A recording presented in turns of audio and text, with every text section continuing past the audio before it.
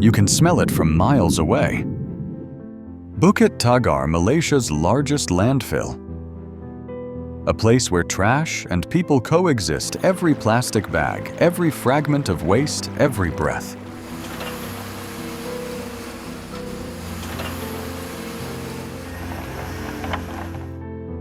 The air is a mix of burning plastic rotting food, human waste, and thick black leachate seeping into the earth. And right here, in a place most would never choose to step foot in, hundreds of people live every single day surrounded by the waste modern society refuses to acknowledge.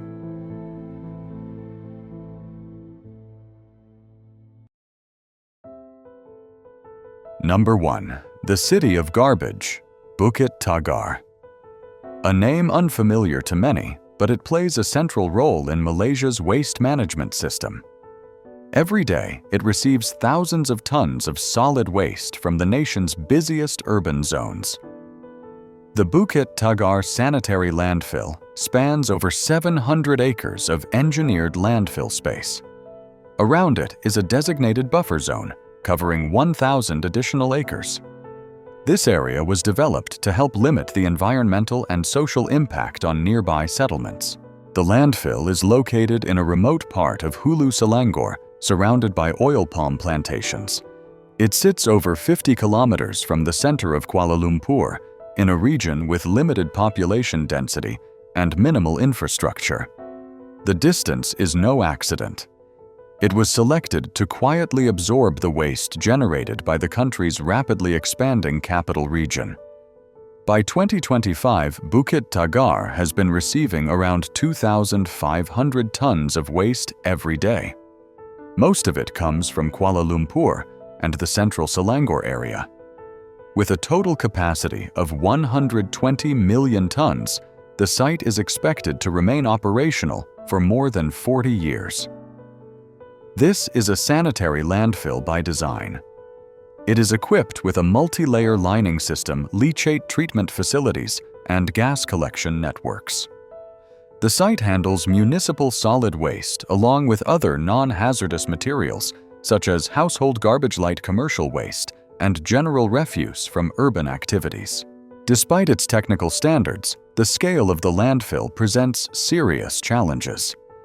The long-term pressure of constant dumping raises questions about its sustainability and the surrounding environment's resilience. Managing millions of tons of trash is never a clean or quiet process.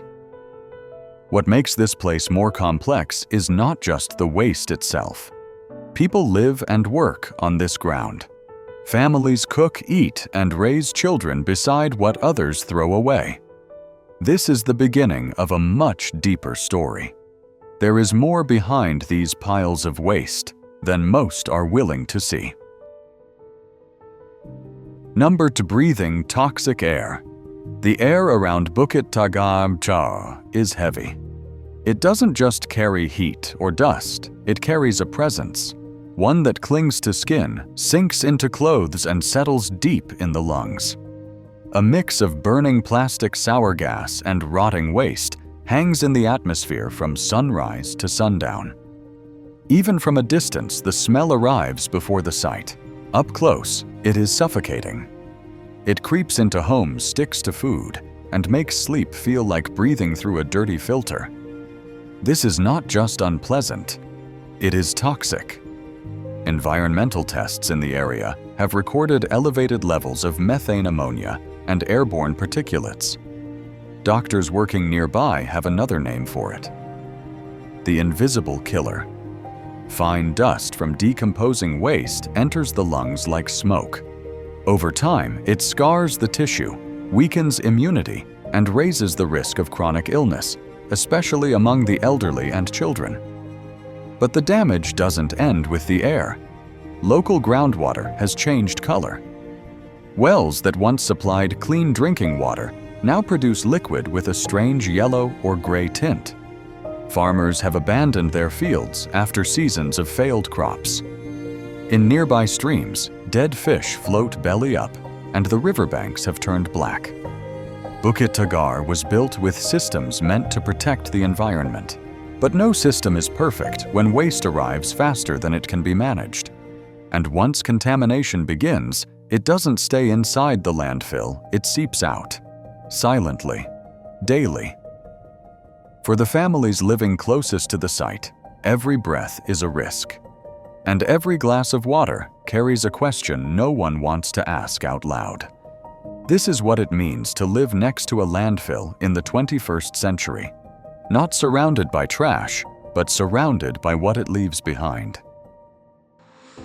Number 3. Women of the trash. Along the uneven slopes of Bukit Tagar, it is often women who shoulder the hardest work. From the pale light of dawn until the landfill disappears into evening smoke, they sift through heaps of refuse for 12, sometimes 14 hours at a stretch. There are no helmets, no masks, no rubber boots. Discarded flip-flops and bare hands stand in for protective gear, and every jagged can or splintered bottle is a new chance for injury. Facilities most people consider basic never arrived at this place. Toilets are improvised screens of torn plastic. Showers are a bucket of rainwater mixed with the dark runoff that seeps from the garbage itself. During menstruation, many rely on strips of cloth pulled straight from the waste stream, washed in the same contaminated water, then used again because nothing else is available.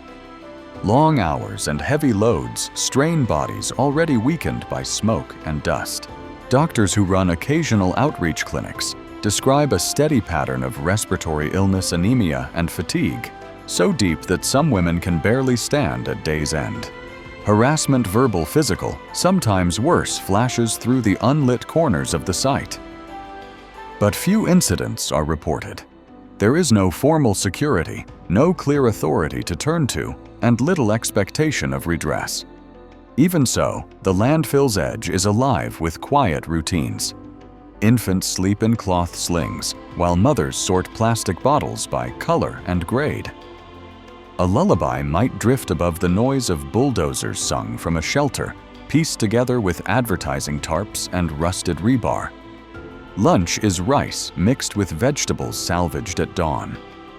Breaks are counted in minutes because every kilogram of recyclable material means a few additional ringgit on the scale.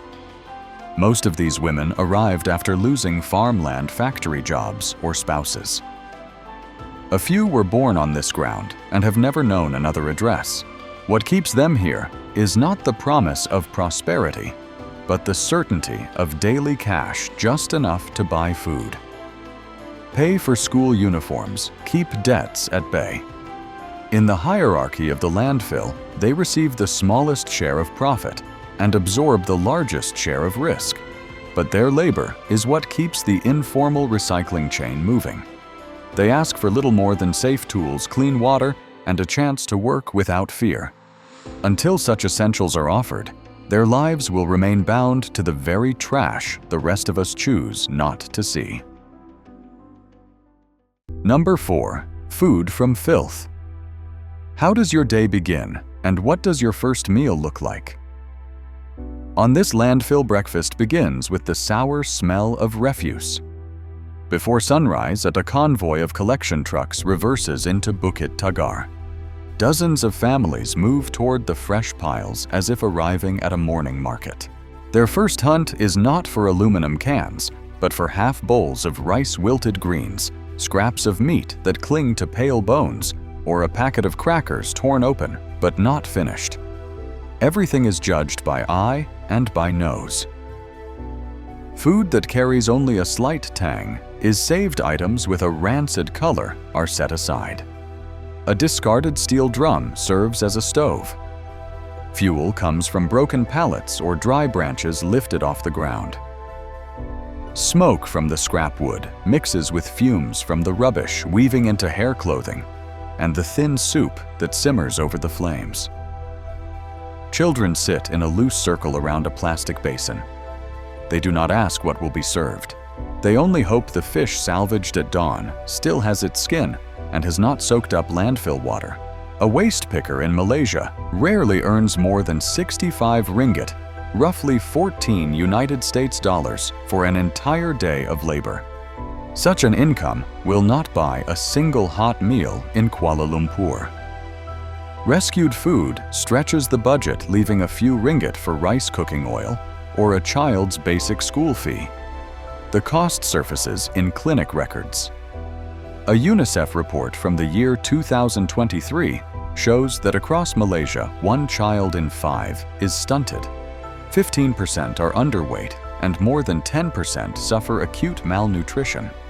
Mobile nurses working near the landfill log constant cases of diarrhea, intestinal parasites, and gastric distress, all traced to spoiled meals.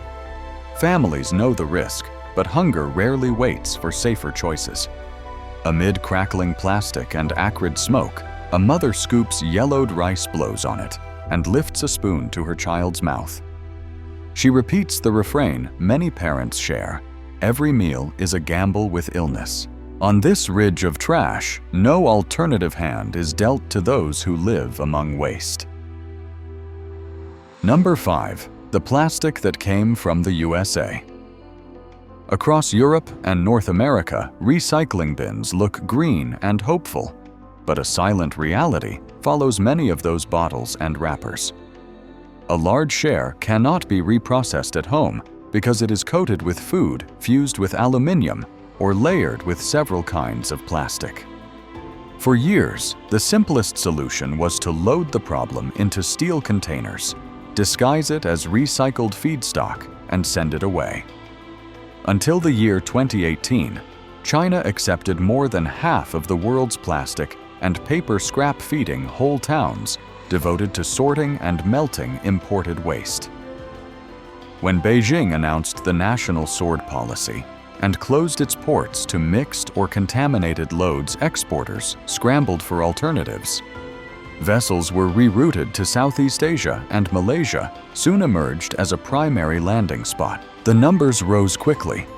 Government tallies show that last year Malaysia received about 35,000 metric tons of American plastic waste.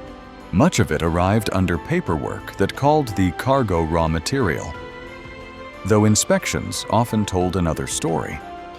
In one headline case, customs officers opened more than 100 containers from Los Angeles and found toxic debris hidden beneath clean plastic film. Photographs of leaking chemical drums and medical tubing lit up local news channels, and public patience evaporated. Environment Minister Nick Nazmi spoke for many citizens when he declared, "We refuse to let Malaysia become the world's dumpster." That statement is now law. 1 week ago, the government issued a prohibition on all ships carrying plastic waste from countries that have not ratified the Basel Convention, the global treaty designed to curb trans-boundary movement of hazardous waste. Because the United States remains outside the agreement, its cargo falls squarely under the ban. Shippers call the new policy disruptive. Communities living near Malaysian landfills call it long overdue. Containers once turned toward Klang Harbor are idling at foreign docks, each one a metal reminder that throwing something away is never a single act. If the ocean can no longer hide contaminated plastic, exporting nations must confront an older question on their own shores. When a package cannot be recycled, where should it really go? Number 6. Growing up with trash. A child in Bukit Tagar learns the color code of plastic before the alphabet. At an age when many 5-year-olds recite nursery rhymes, these boys and girls can already tell high-density polyethylene from low-grade film by sound weight and the way it snaps between their fingers. Their classroom is an open plain of waste. The daily lesson begins when the first truck tilts its container and a fresh hill of rubbish rolls down like an avalanche made of bags and bottles. There is no formal school nearby. The closest public primary stands more than 15 kilometers away, beyond a toll road few parents can afford. A handful of non-governmental groups offer weekend tutoring under canvas tarps, but attendance depends on weather. on work demands, and on whether a child must stay home to care for younger siblings. Pencils break quickly when the ground is littered with shards of glass, and storybooks warp in the constant damp. What remains are needles, rusted wire, and the bitter smell of decomposing food. Cuts and punctures are part of the unofficial curriculum. Shards of broken jars slice bare feet. Hypodermic tips left over from medical waste pierce palms looking for recyclables. Minor wounds turn serious without antiseptic. Parasites thrive in soil soaked with leachate, and coughing fits worsen whenever the wind carries smoke from burning plastic across the settlement. Mobile clinics organized by the district health office visit once a month. But records show that 1/3 of the children they examine test positive for intestinal worms, and nearly half fall below national height for age averages. Beyond injury and infection lies another quieter loss. Children who spend their mornings sorting trash rarely master reading or arithmetic. Government statistics list Malaysia's primary school enrollment at more than 95%, but landfill families exist in a statistical shadow. Births go unregistered. Addresses do not match official maps. Paperwork required for admission never leaves the mud-framed huts where these families sleep. Evenings bring a brief pause. Small fires flicker, casting silhouettes against mountains of waste, while older siblings recount the day's finds like merchants describing inventory. Laughter still cuts through the smoke proof that childhood pushes back wherever it can.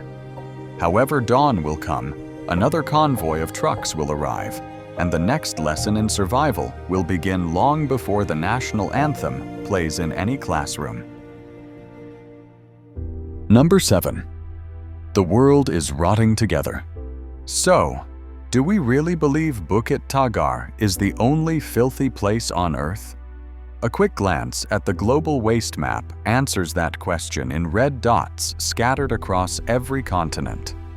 On Africa's west coast, Ghana's Agbogbloshie glows each evening, not from city lights, but from electronic boards set aflame.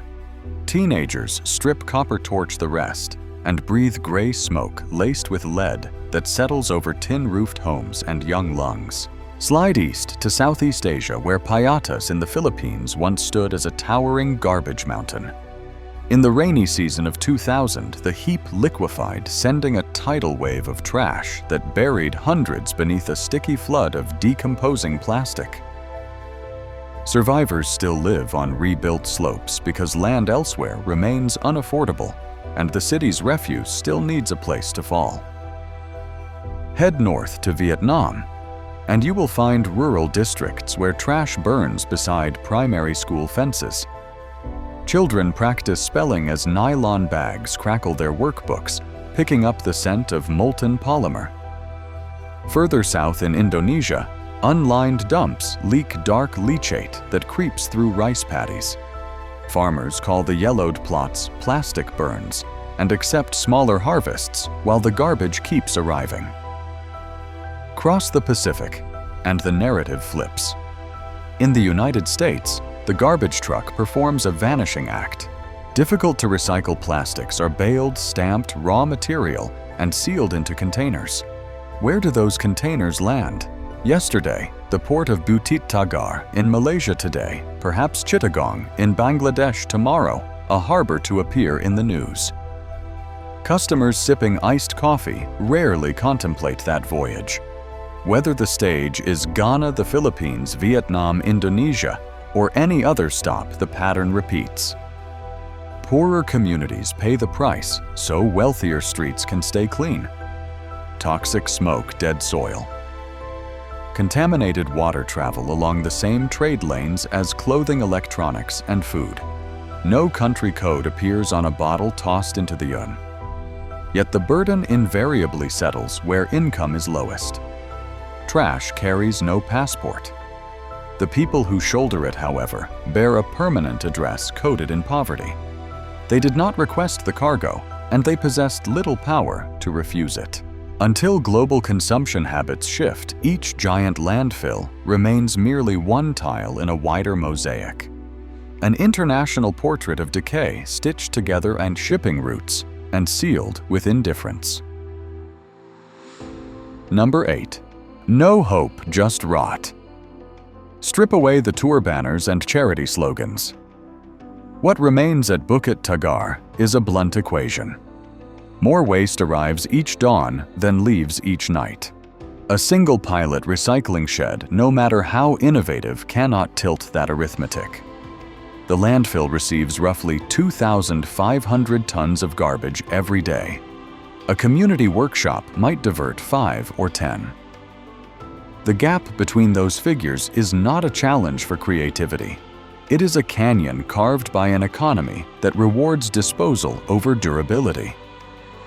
Waste pickers understand this better than anyone. They do not need applause for turning bottles into handicrafts. They need potable water. Medical care that treats infections before they become amputations classrooms where their children learn math instead of polymer codes. They need a wage that buys dinner without rummaging through someone else's leftovers.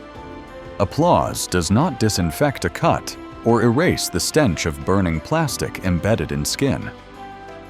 Globally, the forecast is darker, not brighter. Industry analysts project that worldwide plastic production could nearly triple by the middle of the century. Urban populations continue to swell, and climate-fueled storms increasingly batter waste sites, spreading contaminants across fields and rivers. If dumping trends hold, every fast-growing city risks creating its own Bukit Tagar, a monument built from packaging convenience and collective denial. Technology alone will not save us. Incinerators shift mass into airborne ash. Chemical recycling demands energy most grids still generate by burning fossil fuel. Carbon credits can offset emissions on a spreadsheet, but cannot offset the lead in a child's bloodstream. Real change begins far upstream. Designing products for reuse, outlawing materials that cannot return safely to the cycle-holding producers financially liable for what they sell, and measuring prosperity in durability rather than volume. Until policies force those shifts, the Earth keeps collecting interest on our debt in the form of smoldering hills like Bukit Tagar. Keep the current trajectory, and the map will fill with landfills, each one a little hotter, a little closer to the places we call home. The choice is stark reduce, redesign, and rethink or accept that rot will write the next chapter for us all. After walking through Bukit Tagar, the real issue is no longer why this landfill exists, but what will we do when the next one rises closer to our own homes? In your view, what matters most? Changing our daily habits, enforcing producer responsibility, pushing for new policy, or something else entirely? Add your voice in the comments. Every perspective moves the conversation forward on a planet already drowning in waste.